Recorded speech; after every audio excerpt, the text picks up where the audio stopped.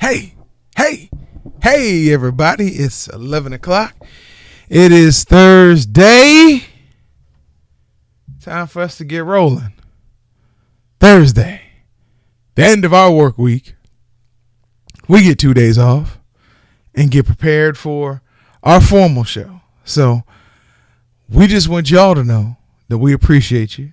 Thank you for joining in. We're going to give you a good show today. Got a lot to talk about. And, we're going to make it do what it do, baby. We'll be right back on the other side.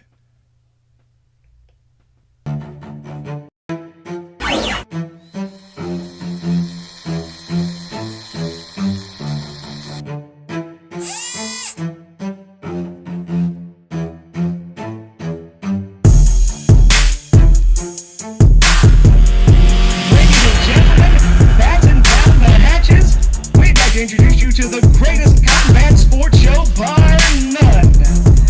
You are now in the Beatdown. You want to get beat down? Let us now introduce you to your host, the Badger, and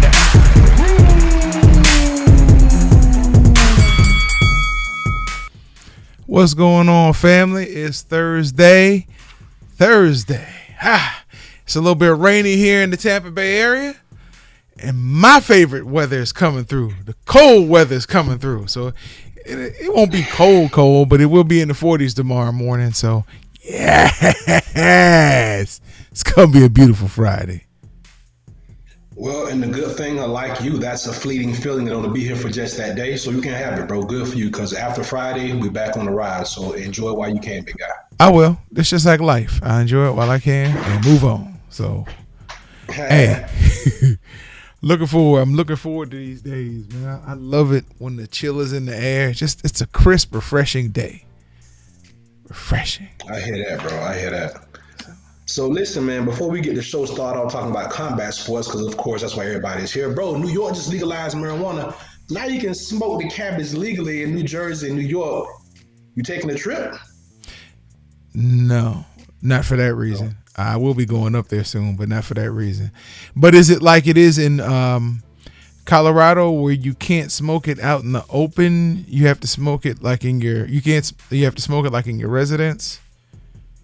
That I don't know, but I do know that it's recreational. So whatever form it is, you can go and buy it directly from a distributor. So I've only seen that done in California. And it's just kind of weird, but once you get used to it, it's kind of cool to see. So be interesting to see why New York did it, why they did that. And I'm not bringing it up because I enjoy the cabbage. It was actually a figure that kind of took me to that.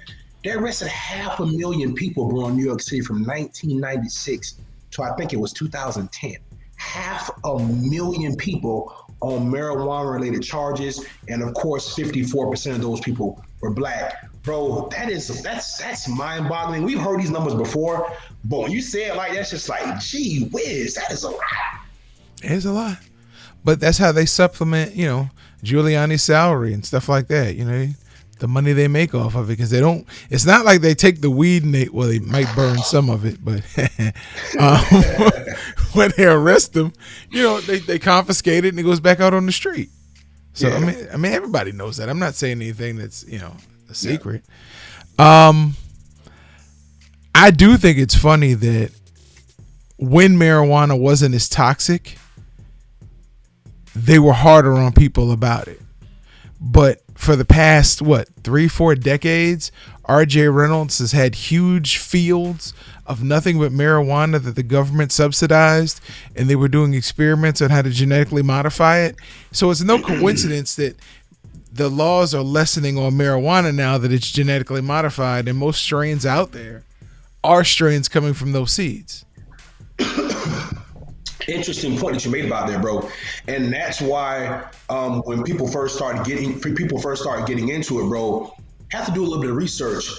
The interesting thing about California, and they haven't done it, maybe Oregon, maybe a couple states on the West Coast, but I know California in particular. The one thing that makes them unique is the major companies, like your tobacco companies that may compete.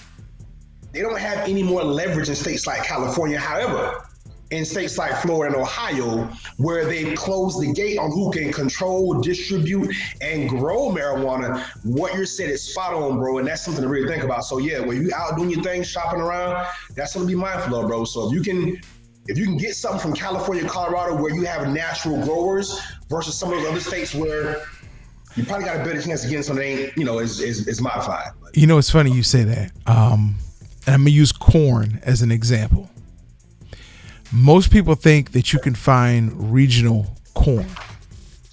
There was a time when you could find regional corn. Like Maryland, we used to have this corn called shoe peg corn. It was white. It was sweet. The kernels were tight. I mean, it was perfect either off the cob, or sometimes my grandmother would make like a corn casserole. She'd make corn fritters. It just amazing.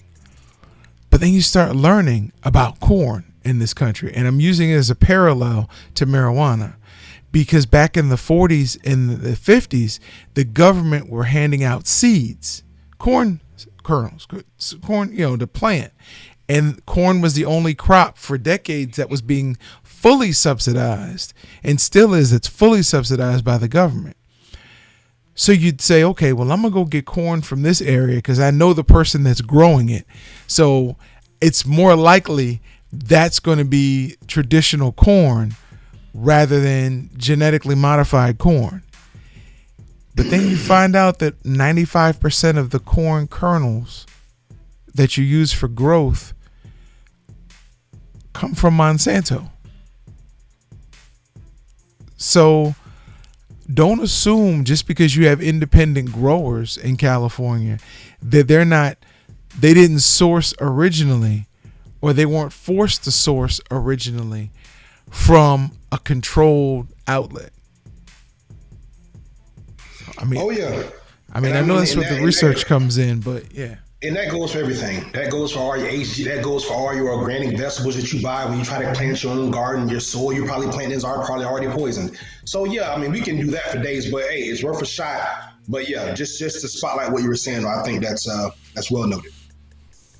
Dealing with organic, I know we're getting back on combat sports, but dealing with organic vegetables, you're right, because all organic means is they didn't use pesticides. And I think that's just like topical pesticides.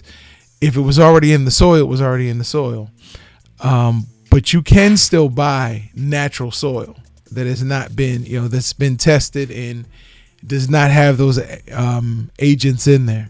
So just doing your homework, you can still provide, better for your household, for your family. Just takes a lot more work because you're rarely gonna find something without chemicals in the store. Listen, we had a fight last night. We had a fight with Tim Zoo. And Tim Zoo had a message for your man Jamal Charlo after the fight. Did you see it? Did you catch it? No, I didn't catch the message, but I did see the fight. And what did you think of Tim Zoo? Tim Zoo looked like what we said he was. Well, at least I know when I talked about his dad, that's exactly what he looked like.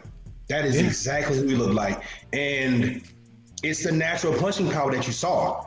That body shot, or no, uppercut. No, body shot, right? Yeah. Bro, that hurt. Like, he caught him right in between the punch. Like, he caught him, bro. Beautifully timed shot. The power there. I'm going to say this. I liked what I saw. Now, with that being said, we know that there are things called levels, right? And there's levels to everything. And levels are no more prevalent in any sport and in boxing. There's levels to this. You passed level 1. You just beat Glass Joe, bro. You beat Von Kaiser. You beat the early guys on Mike Tyson's Punch-Out. You start talking Charlo, bro. You get them there with like Super Macho Man and Mr. Sandman, all them people there, and then Mike Tyson. You ain't there yet. So you roll. But more performances like this, bro, with a whole continent behind him. I like what we seeing. Hey man, let's give the kid his credit. He's looking like he's the goods. Tim Zoo said it took Charlo 7 rounds to knock Hogan out. It only took me 5. You ready? Yeah, we gotta be careful with those string theories. I like it on its face, but you've used that argument before with other fighters. That's why I just say I like it on its face. I like when they do it. In this case with Tim Zoo, it sounds good, but I don't think anyone, including most people, believe that that is the case for him validating his next move to Charlo. It's going to happen though, because he's going to get a belt, and he's going to muster up enough acclaim and star power if he keeps winning to do this, and he has the name, and so far he looks to be the good. So yeah, that fight happened, but come on, bro. You ain't I look for the eventual clash, because it's a big kid between him and David Benavidez. I think that would be a really good fight down the road. Yeah, okay. So this is the problem that we have here in America. We get all hyped up because we see these guys like, oh, we'll bring him or he can be a challenge. Let's be clear about one thing. We know Tim Tszyu is a good fighter. He's not face level of opposition yet. He's still got a couple more fights to prove himself. I said down the road. I wasn't even making the assumption he was even close to being ready for David Benavidez. I'm speaking for fight fans in general, including myself. Sometimes we see these cats and you be like, yo, okay, let's throw him in there. No, not yet. He still got, as the old folks say, a couple mango seeds to go. Let's see him a couple more times, bro. I like to see what he does, but right now he look good, bro. What I needed from this performance, I got from Tim Tszyu. So. Yeah. I was happy with his performance. His performance. Yeah. I looked at, I looked. I definitely wouldn't. I just laughed the comment he made about Charlo, because this is the new way of doing things. Yes. Let me call you out well before I'm ready. Right. Then when I am ready, hey, I've been calling you out for years, buddy. Just trying to, and plus, it doesn't even matter if I get a fight with you. Somebody's gonna say, "Oh, this must be a tough kid." Yeah. It's gonna help me garner some fans and maybe a fight or two along the way. And yeah, listen, shifting gears for 1 second off boxing, combat sport, MMA. Chael Sonnen on his podcast, and we're not here to prop up somebody else's podcast, but he made some interesting points about. Bro, I'm sorry. Go ahead, because I was going to say something about Chael. Go ahead. Go ahead. I actually like Chael Sonnen, the YouTuber, the blogger, the analyst. I don't like Chael Sonnen, the fighter, the person. He seems like a real, just not a kind of guy I want to hang out with. But he knows what he's talking about, bro. So yeah, I mean, when you bring up guys like him, it's okay to use him as a source, because for so far he seems to be legit, and the man's been there multiple times, so he's definitely earned the right to say his piece. He was talking about two different incidents. He was talking about the 3-piece in the soda with Masvidal and Edwards, and why that fight would never be made, or was never made. Right. Before I move on to the point he made about John Jones versus the ever kind-hearted Dana White, I'll ask you about this one. He said the reason why Dana could not make the Edwards Masvidal fight was because he would open up the floodgates for anybody with a buddy with a camera to start a street fight with somebody just to get them in the octagon. Because that's pretty much what happened. Masvidal was doing an interview. Edwards came by and said something, and Masvidal hit him like 4 straight times. I mean, we've all seen the video. And he said if Dana had made that fight, it would have opened up the doors for other people to circumvent Dana to get a fight when they thought, like, I should be fighting this person, so let me go swing on him in a hotel, or in a store, or at a press conference. As long as I got a camera there and social media swelling grows, then hey, Dana's got to give me a fight. He said so Dana had to really bite down on that one and not make the fight between Edwards and Masvidal after that incident. And I guess they both got called into UFC headquarters separately to talk about it. So, I don't know how to feel about this particular point. And the reason why I say this is because I just feel like Leon Edwards is always the loser. I don't understand why. So he gets physically assaulted. Right. Not in the octagon. No, I'm just clarifying what you're saying. Not in the octagon, but you mean in just the way things break, kind of break down. Yeah. And I would hope, and thank you for clearing that up. I would hope anybody that was listening would know. I mean, the man's won how many fights in a row? Anyway. So he gets physically assaulted. There's a crime committed here. Mm-hmm. The only fair thing to do here would have been to arrest Masvidal. Bring charges about and just figure out, and even if it ends up being a slap on the wrist, discipline him for committing a crime. The only other thing that you can do other than that is to allow him to fight Leon Edwards. Because you've not only challenged his manhood, but now you've kind of almost hurt his brand. Because he looks weak. Because we're both fighters, and because we can't legally fight outside of the ring, you need to protect me as a person, as my employer, and arrest this man for assault. And that didn't happen. And that's what I mean when I say Leon Edwards is a proverbial loser. Because mind you, has Jorge Masvidal even been competitive since then? He knocked out Ben Askren. He got, him and Nate Diaz fought for a mythical belt. He got, there was a one-sided decision against Kamaru, and I don't know, there might have been a fight or two between there. No, it wasn't. Set the world on fire. You're right. Since that incident, and he was able to ride the momentum off of that. Think about this for a minute. Jorge Masvidal took that moment, and that elevated his stardom. Hey, go one more. Add one more wrinkle to what you're saying. Because remember, he also talked about how unfair the practices were of the UFC before he got that fight with Usman. Absolutely. And I don't even want to go into how he's able to negotiate these terms on the back end, because I would like to hope that other fighters get some of that same treatment. Your Daniel Cormier's, your John Jones, the stars, right? Because we do know that Masvidal, we know why, but he is a star. We have to give him credit for that. But he took that moment and turned that into something that he was able to monetize. That's not fair to Leon Edwards. That is not fair to Leon Edwards. So that is my issue with that whole conundrum. It has nothing to do with where they were ranked at the time. It has nothing to do with any of those things that Chael talked about. Those were valid points. If there was no physical assault involved, or if Masvidal had gone to jail, neither of those happened. So Leon Edwards is a loser and Masvidal is a winner. And that is the bigger problem I see in that scenario. But for what he was trying to say, for the sake of what you're going to tie this thing into, I kind of get the parallel. I kind of understand. No, but I'm right where you were. I'm right where you are. I was just wondering if I was the only one, because the Red Belly sent it to me, and my comment to him was, and based on the other point that he tried to make, you might understand me more.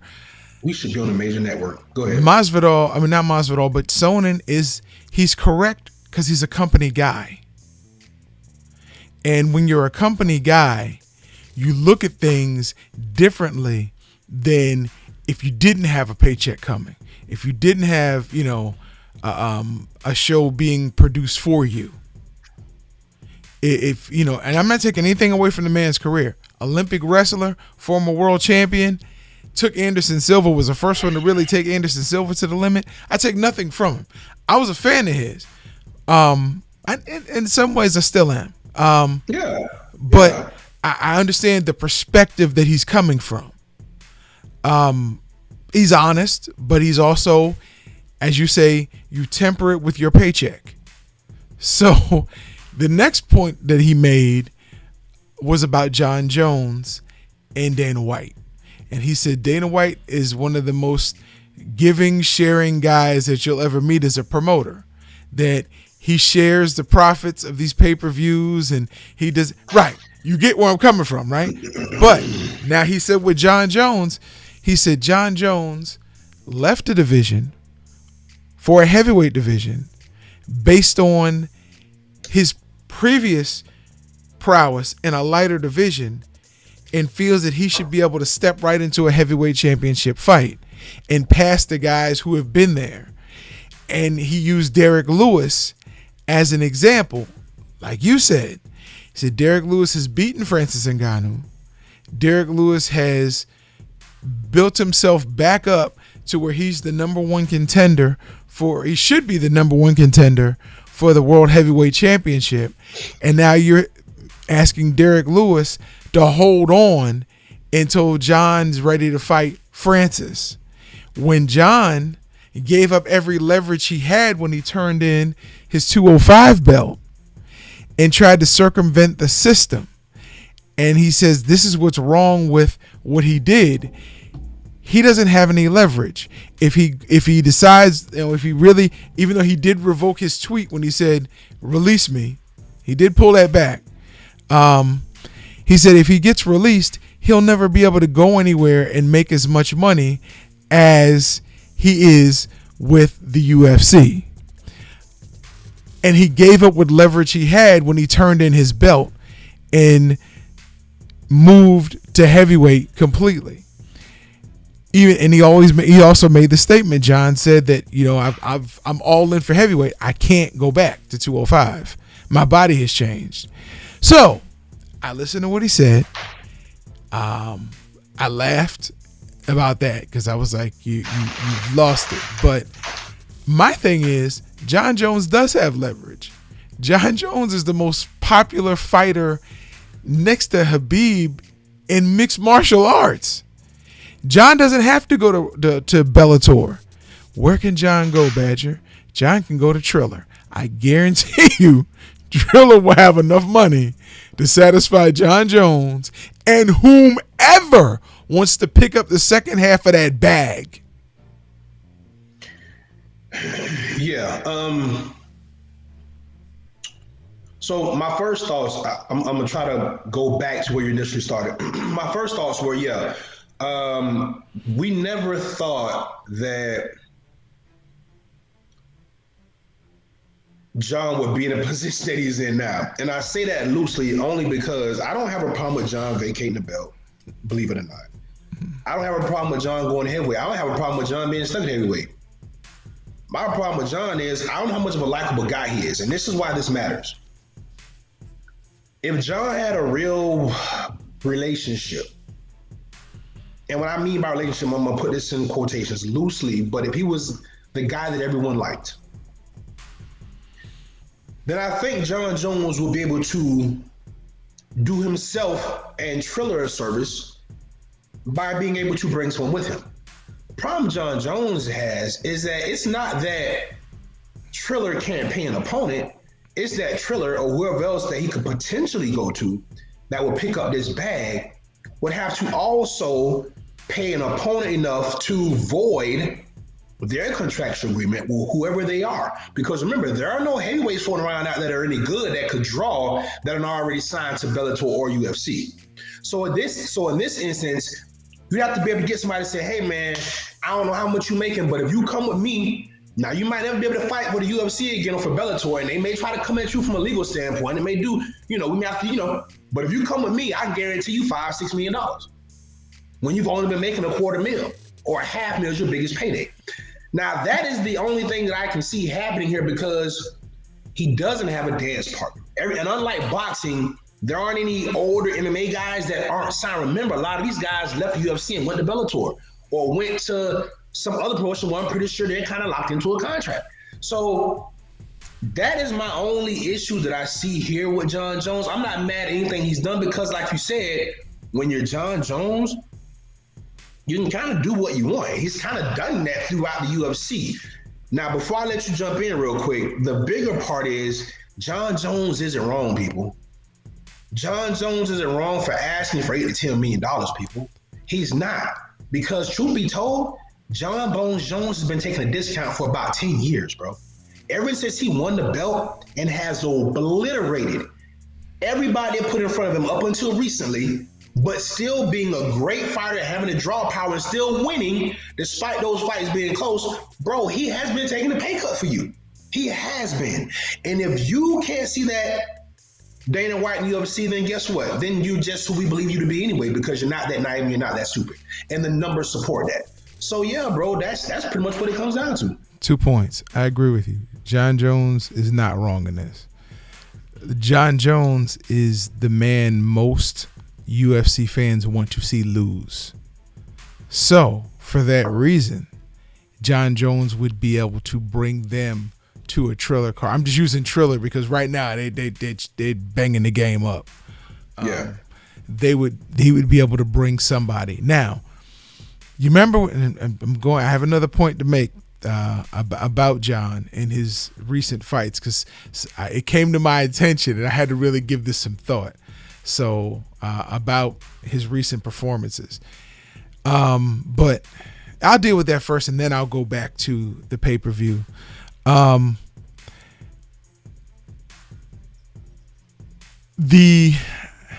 it's funny because when it came to me, I was like, I dismissed it, and it just kept popping in my mind about John fighting. Either his level of competition has gotten better, or he fought down to his level of competition. John is the ultimate, I'm going to say the ultimate showman inside of the ring. He's compelling. And just run this theory, okay, before you dismiss it and say, no, I can't be. If John is fighting down to the level of his competition, and so people will really feel like other fighters have skin in the game, they have a chance to really beat him. I know it sounds crazy. It's happened in boxing before. It's happened in other sports. Tennis. I can name a couple people in tennis where they played lackluster just for people to watch because they were dominating and running through everybody. Now, eventually your competition does catch up to you because you age. But when they brought that thought to my attention, I was like, First I dismissed it. Then I kind of gave it some thought, some credence. Now, before you answer that, I'm going to go back to the pay-per-view issue. When you have a John Jones who can bring people to a pay-per-view, and you're like, well, they're going to have to pay the other person so much more to get him out of their contract. If they break their contract, they won't be able to go back. I think about Conor McGregor and Floyd Mayweather because, originally Dana wasn't for it. Until Floyd threw some numbers in front of Conor, like 125, 126 million. And then Dana and Conor had a sit down. We're going to talk about this. Dana, Him and Dana, look. They had to come, they went to lunch. You can get a piece of this now, but Yeah, but all of a sudden Dana was helping him promote it. Yeah, shaking Floyd hand, he out there. Yeah, he's great. Why not Conor go over the box? Maybe even Floyd get in the octagon. Yeah, all that kind of stuff. Yeah, but it didn't happen until what? Floyd threw them numbers in Conor's face. Right. So it's not out of the realm that John and a company like Triller could do the same thing. And I think you're right. The only problem. Okay, well, I guess there's no problem. I guess we got to see and hope because I don't know the numbers. I'm sure they're out there. Maybe we can dig into that on another episode. But I want to make sure that John Jones is getting his just due. I would like to see those pay-per-view numbers because if he's drawing the numbers I think he's drawing. But see, he was so underpaid, right? So that's what I'm saying, and I'm agreeing with you. He doesn't have Floyd. He doesn't have Sean Porter money. He doesn't, but it's not money. But it's not because he can't earn it. It's because he can't earn it. Yeah. Right. Yeah. But what I'm saying is, so if I'm Triller, right, and I believe in this, but what if I want you to go in on this with me, John? You see, Floyd was able to bankroll his own situation. That is why I feel like we might have a little issue. Because I can see Triller getting on board with this, and I can see Triller saying, okay, well, maybe we'll give you this 5 or 6 mil up front, and we'll break down the draw percentage 50-50 on the back end or whatever, or however that works. But it's called creative. Concern, bro. It's called creative banking. That's what it's called. I'm John Jones. You sit down to the table with me, right? You're Triller. You've got, I don't know how much money you got behind you. I have no idea. But I know you are putting on some tremendous cards recently. So you sit down with me. I'm asking Dana White for $15 million since Deontay Wilder was getting $30 million. I should at least get 15. If I'm Triller, I know I'm going to make at least 100 to 150 million off this fight. I know I will. Because John Jones hasn't been able to fight in a while. John Jones has people that want to see him lose. The majority of UFC fans will buy that fight to see John Jones lose.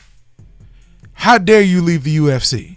At least that first fight, I'm able to offer John 20, maybe even 30. But I'll say, John, I offer you 20, and I'll take 10 of that 30 and offer to an opponent who's not going to make nearly that in their next 10 fights. Never that. Right. Probably as a career earning, they'll probably never make that. Right. But that's how you lure a Derek Lewis into that fight. And Derek Lewis, that's, that we both genuinely like Derek Lewis. Yeah. He jumps on there in the middle of John Jones' suite, and he's like, that's cool. I'll take 8 to 10 minutes if you don't want it, John. Give it to me, right? So, yeah, I get it, bro. It makes sense. I like to see it happen first. I think there's, but we're just talking about the possibilities. That's yeah. And we all know that John Jones is that guy. Yeah. So, yeah, I'm with you. Let's see how it goes. Let's see how. I'd love to see that happen. Bro, I want to talk more about that, about Luke Rockhold's comment and about certain stuff like that. But we got so much to talk about. I don't want to stay on that too long. So we got a fight this weekend, bro. Several. But we got a big one. We got a one, me and you and I, let me get my grammar right for the grammar police. You and I have been waiting for since the turn of the year because we thought we was going to get it at the beginning of the year. Frampton, Herring. We are both excited for this fight. We should be a little more emotional, but the weather may play something into that. I'm ready. I'm ready for this fight. Yeah. I'm hyped for this fight.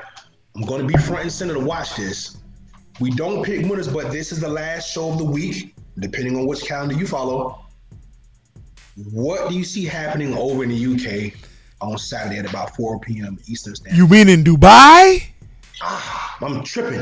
Dubai, 4 p.m. Eastern Standard Time. I see 2 strong wills getting in there and banging and leaving everything in the ring. Everything. Jamel Herring, listen, he got this title. When he got this title, it just seemed to change his whole outlook on things. Just the way, I don't know. Please, Jamel, I hope you're watching the show, and if you are, don't take what I'm saying out of context. The title does not make the man. The man makes the title, but that title added something to that man. Just in his persona. It didn't make him cocky. It didn't make him rude. It made him even more proud. Well, and I think what you're saying, what I was saying is that when he got with B&B, he turned into a different fighter, a better fighter, right? Because that's when he won the belt. Yeah. Look, Jamel Herring's a seasoned vet. He's got a hell of an amateur background. He's tried and true. Oh, and by the way, he is a Marine, which means that if anything, you ain't gonna break him mentally. So, bro, I am not surprised by where Jamel Herring is. I expect a great fight Saturday. Of course, he's the bigger, longer guy, but Jamel Herring likes to fight. He likes to fight. So he's going to stand there, and I just hope that if he uses his jab and his movement, that'll be able to keep Carl Frampton at bay because Frampton is fighting for a legacy here. He has something to prove. He is going to be aggressive as he always is. He's going to be there. This is going to be I see this turning into a firefight. I hope I'm wrong because Jamel Herring does not need to fight that fight. He will make the fight harder on himself if he does that. But for some reason, bro, I see it turning into that. I can't wait for the fight. I can't wait for the fight. I just and look, because this is a division here, we pulling the fire for the countrymen. We pulling for the American. Let's make no mistake about it. We like Carl Frampton. And if he was fighting another guy in the UK, we probably pulling for Frampton. Right. But hey, we're Americans, so this is what we rolling with. We rolling with our brother. But he will have to fight the fight of his life, bro. He's gonna have to fight the fight of his life, and he can't leave it in the hands of the judges. Even though he's coming in as a champ, this can't be a close fight, bro. And I believe he will fight the fight of his life. Hey, just want y'all to know, this thing comes on 4 p.m. on Saturday on ESPN and BT Sports. I used the wrong color because it's hard for y'all to see that. My bad. I'll make the change. Because when we talk about it, it's one thing to mention the time, but it's another thing actually see it. For people to be able to see it. So, yeah. There you go. 4 p.m. Saturday on ESPN and BT Sports, depending on which cable provider you're using. But look, it's gonna be a good one. I'm looking forward to it. We definitely had to let people know it's on 4 p.m. because you know how that is. You think a fight's coming on at night, and just mentally you go to, okay, I'll start looking around 7, 8 o'clock. No, it comes on 4 p.m. Yeah, 4 p.m. Eastern time. That fight's in Dubai. I'm excited about it. I can't wait for it to happen. Look, we had a fight tonight. Oh, shoot. Yeah, we do. I was about to go into something else, but go ahead, bro. And actually, the Queen Mother asked me about this earlier. What time's that fight tonight? The fight comes on at 10 p.m. and it's on UFC Fight Pass, which blows my. It's a boxing match on UFC Fight Pass. Hey, man, Dana White ain't playing, bro. Antonio Suarez versus Alan Solis. Listen, get on that. That's going to be a good fight. Oh, and we already said the Jamel Herring fight is for the WBO super featherweight title against Carl Frampton. Yeah, it's for the strap. Yes, sir. Now, there's another fight on Saturday as well, fighting for 2 straps. And this is going to be a good one. WBA IBF super bantamweight title. And it's going to be, they're fighting from, oh my goodness, Tashkent, the Huma Arena in Tashkent. Don't know, but it's on DAZN. DAZN has a fight on, and it's between Morojan Akhmedaliev and Ryosuke Iwasa. Look, I'm gonna watch it just to see I can find out how to pronounce the names. There ain't nothing wrong with that. It doesn't give a time. It's called growth. It says check local listings for the time. But listen, boxing's gonna be on, and don't think MMA's on just because the UFC took a week off. Bellator starts their light heavyweight tournament, and they have Bellator 255 coming on Friday night, April 2nd. Friday night is what I'm saying. So don't get lost in that. Don't look for Bellator on Saturday with the boxing. No, they're coming on Friday. It's on Showtime. So that makes it easier. I was looking. The main card starts at 9 p.m. Prelims are also on Showtime, and they start at 6. So if you want a good night of MMA fighting as well, because the boxing match really going to be earlier in the day, and we don't know what time the other match is going to be, you'll be able to go from ESPN boxing right into Showtime for MMA. It's going to be a great night, man. Great night of fights. And what we'll get the production team to do going forward is we'll just run that. We'll run a banner across the screen, guys, so that way when he's talking about these fights, that way you'll be able to see him and write them down because he's saying them, but you may not be able to get all of them because he's talking about a lot of different fights. So there may be something we can do to help y'all out, just so y'all know that what day, what time, and what network the fight's going to be. Maybe that's something we can get done. Bro, real quick, we got a few more fights to talk about before we get up against it.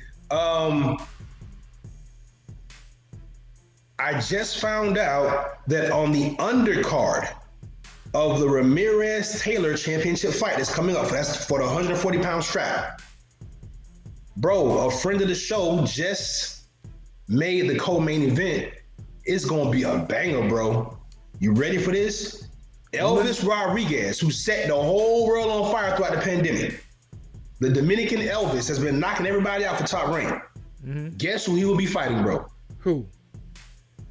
Our Chi-Town homeboy Kenneth Bossman Sims. We got to get Kenneth back on the show, bro, because I need to know, hey, you ready for this fight, bro? What you been, how's the preparation been going out there in Houston at Jay Prince's gym? Yeah. You know, we got to really get him on and talk about some stuff, man. He's a friend of the show, and I'm really looking forward to what you got to say. But that's going to be a hell of a fight.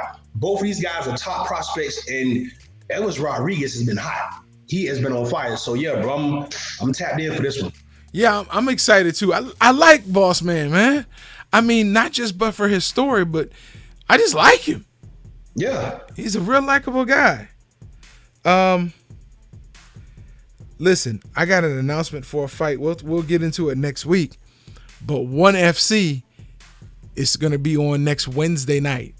You could stream it, I think, starting at 7, or they're going to re-show it on TNT at 10 p.m.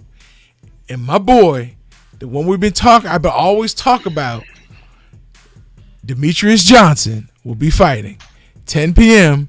next Wednesday night on TNT, 1FC. Like he said, we'll try to get some banners or some tags up here so when we talk about him, at least they'll pop up and you can see it. But we'll get into that fight next week. Hey, and let's do that some proper, man. We might need to dedicate a pretty good amount of time to Demetrius Mighty Mouse Johnson, because I feel like even though he fought in the modern era, I think people just kind of forgot about him since he left the UFC, and he's over there doing great things at one championship. Interesting guy, very private but interesting guy. So yeah, we can dig into him next week. I like to talk about that. Yeah, I'm looking forward to it. I mean, I'm glad he's finally getting back on TV. I feel like he was completely blacklisted, and I know we'll get into that later, but he had a very interesting story, and I'm going to have my fact sheet out. So I'm telling you, be ready when we talk about him. Yeah, man, I know that's your boy, so I will be. And if anything, I'll be learning a lot from you. Julio Cesar Chavez Jr. is back. Again? By popular demand. Who demanded everybody's this? going to see the next train wreck. Okay. Versus Anderson Silva. I know you're going to watch it, bro. Stop! When is this going to be? I didn't get the date, but I saw the announcement like 2 days ago. I meant to bring it up yesterday, but I just slipped my mind. Is it boxing or MMA?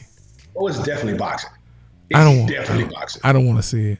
I'm going to watch it. I'm sorry. I'm going to watch it, but I don't want to see it because it's skilled as... I'm watching it for two reasons. One, because I think Anderson can actually beat him in a boxing match, believe it or not. And two, I want to see Chavez Sr. tag team and jump in the ring and fight Silva after he knocks Junior out. So yeah, bro, I'm interested. I'm all here for this one. Listen, this is worse than a train wreck. This is like tying a chicken to the tracks. This is horrible.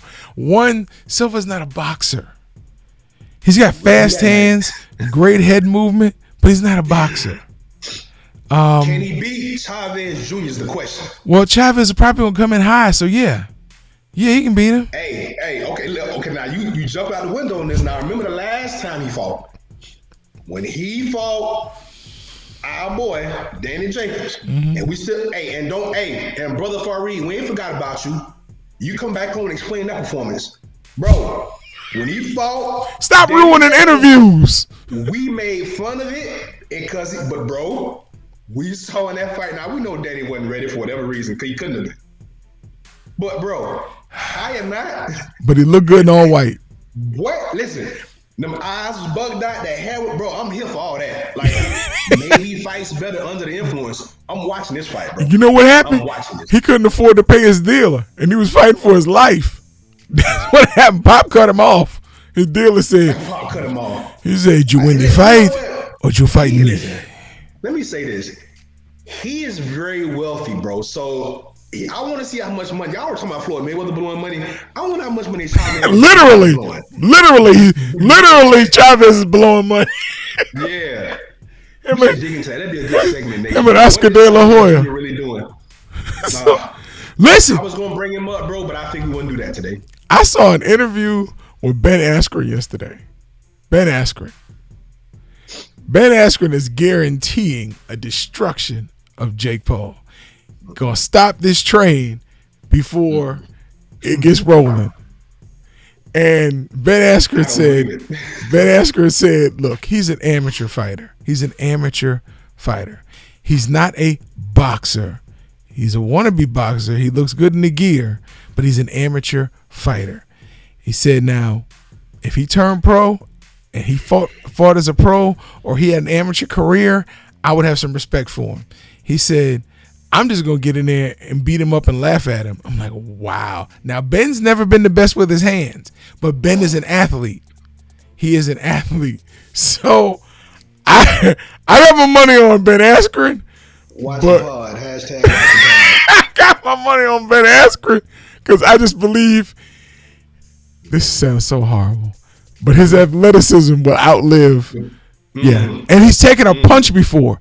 People think, oh man, look at the way Jake Paul did Nate Robinson. Nate had been in a street fight or in a fight in the locker room, but he had never taken a punch like that in a boxing ring. Indeed. Or an octagon and anything. Indeed. Ben has taken punches. Everybody only remembers 2 fights: Robbie Lawler and Jorge Masvidal. That's all they remember from Ben Askren. They don't remember all the other fights that he won with guys who were better than for guys who were better than Jake Paul. Right. Listen, they bet the house on Ben Askren. He's just disappointed. Well, they traded Demetrius Johnson for him. Yeah. So I ain't mad at Ben. He was the, I guess, Sam Bowie of the UFC situation. But I will say this, bro. Wow, don't do that. I was all for Paul until you just said what you said. You may, for once in your life, have actually swayed my opinion on the fight. But I still got to see it to believe it. I just got to see it, bro. It sounds good, bro. I want to go with you. I want to be like, bro, you right. You absolutely right. But bro, I got to see this for myself. I'm gonna be watching it. That fight's next week, right? Or is it this week? Yeah. Sometime soon. I think it's the 10th. I think it's soon. It is coming up soon. When I saw the interview, I'm like, I couldn't help. I just started chuckling because I'm sitting there going, they act like this is a real fight. Man, all right. Man. Bro, certain athletes you look at and say, okay, they got a shot when they get in the ring. Certain weights, I'm going to say weight classes, they got a shot when they get in there. Just because of their raw brute power and athleticism. Like you take a 285-pound offensive tackle and you stick him in a boxing ring. Wait a minute, he gonna have to cut weight, right? I forgot what the limit is. Because you can, right. Yeah. But you put that guy against a normal size heavyweight, and you say, man, that heavyweight if he gets touched one time, he's got a shot at knocking him out. I mean, just touch him one time. But you look at Nate and Jake Paul; they were roughly the same size. I mean, no, Paul was way bigger, but that's one of the things we talked about. Actually, yes, he is bigger than me. Okay, so I mean, but again, that's making my point even more. It's like we talked about Nate. Really, let's be honest. Nate got made fun of because he looked like a hood versus he didn't know how Beverly Hills, right? Yeah. He so didn't know how. Yeah. But it didn't matter. He was a black dude that got knocked out by a white dude on the Mike Tyson Roy Jones card. That's why we made fun of Nate. That's it. But we didn't take into account what you're saying. They didn't know how to box. You need more than one or two lessons to know how to box. And listen to this. You got to get hit in your shit. Mm-hmm. And you got to be hurt and realize that, do I really want to do this? Or, okay, am I good? Bro. That's the difference too, bro. You in there doing the pads and double end bag and maybe a little speed bag. And I've been in fights.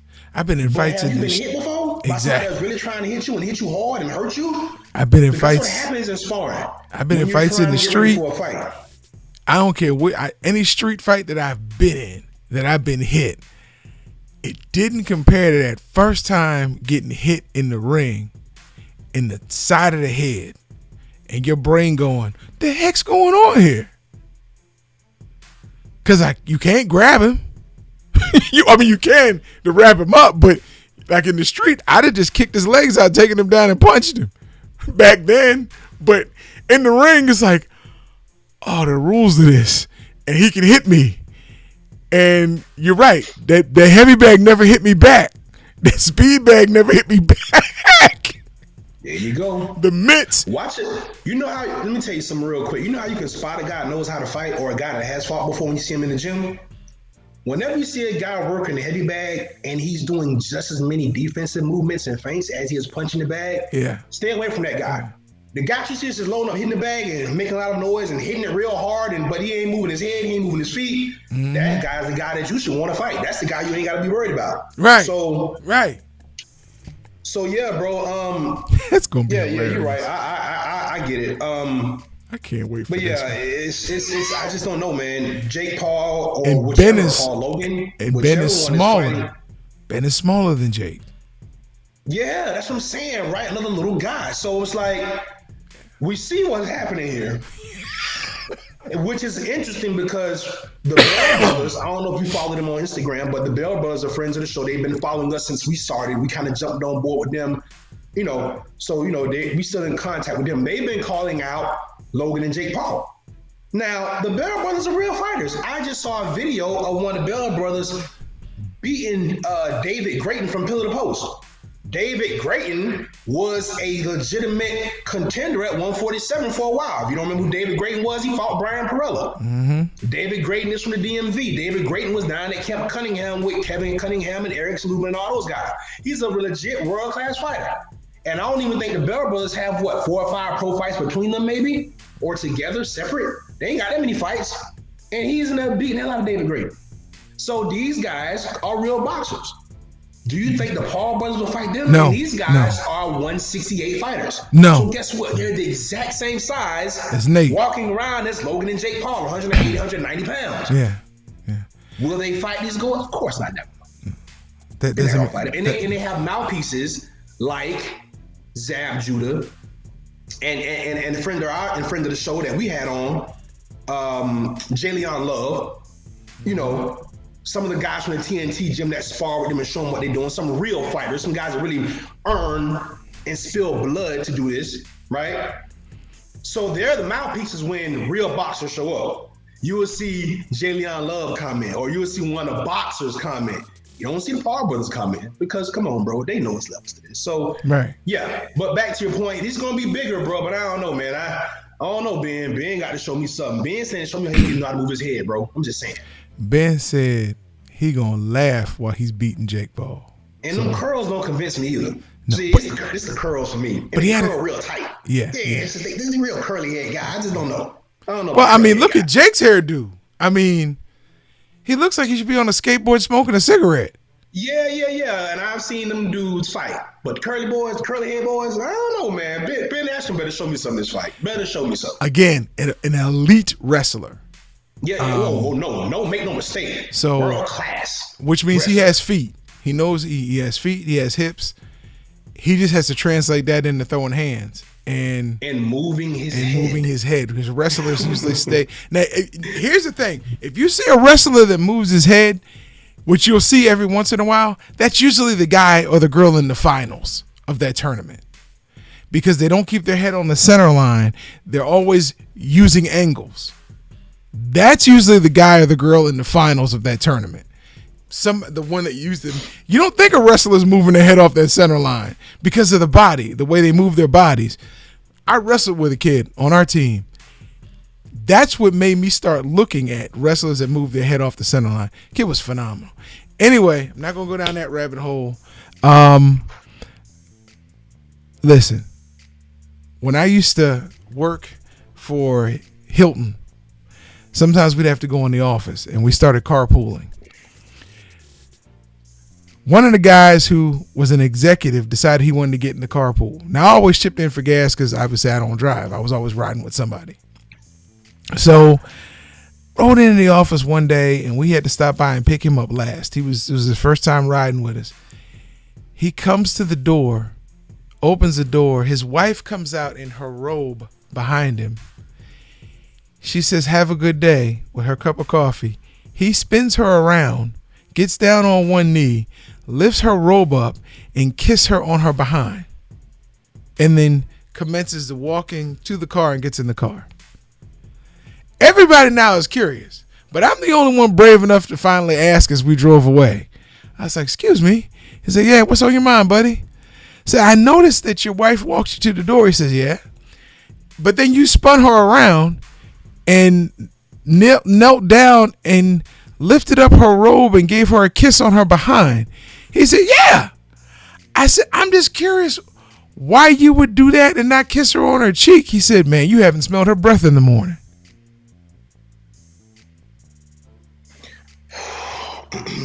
All right, so yeah, man, bro. Huh? Damn. All right, well, on that note, we up against it. What you got, man? What's the problem? Nothing. Wow, apparently. Please pay attention. Check into these fights this weekend, man. It's gonna be fights on tonight. tomorrow with Bellator on Showtime. Tonight's on UFC Fight Pass at 10 o'clock. Saturday, you got ESPN at 4 o'clock. And then you got, how quickly did I forget? There was something else coming on Saturday, right? What was that? There was something else coming on Saturday. You got ESPN's fight at 4. Oh, no, the MMA fight's Friday at 8 o'clock. So I apologize when I said Saturday. Showtime, Friday. The prelims start at 6. The main card starts at 8 for Bellator 255. And then Saturday, we got that fight at 4 o'clock on ESPN. And then The Zone has a fight. They didn't have the time listed for another championship fight on Saturday. So title fights going all around. Please tune in. You won't be disappointed. Shout out to the Queen Mother. She should have the princess either there now or on her way. They're going on their journey, and I'll see the princess and the Queen Mother tomorrow when we come grab her from the castle. Shout out to my wife. Got something special for you this evening. Something special. You off tomorrow and got something special for you. Make you some fondue. So, you're a nasty joker. Listen, I don't do this that often. Shout out to Mama Badger. And I don't know your sister, your brother's name, but I give them a shout out as well. Oh, I better give my brother and sister a shout out. I just shout out to my whole family, to the Red Belly Incorporated, and we look forward to seeing y'all on Sunday. We appreciate everybody for rocking with us today. We will see y'all Sunday, and we dress up because it's a holiday, man. Resurrection weekend.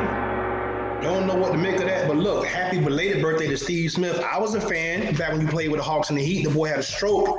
Pause. Hey, spread a love out there. It's kind of crazy. It's a bunch of fights this weekend. Make sure y'all tap in so y'all can be on our high on Sunday. We'll see y'all then. Fighter Nation, we out of here. Peace.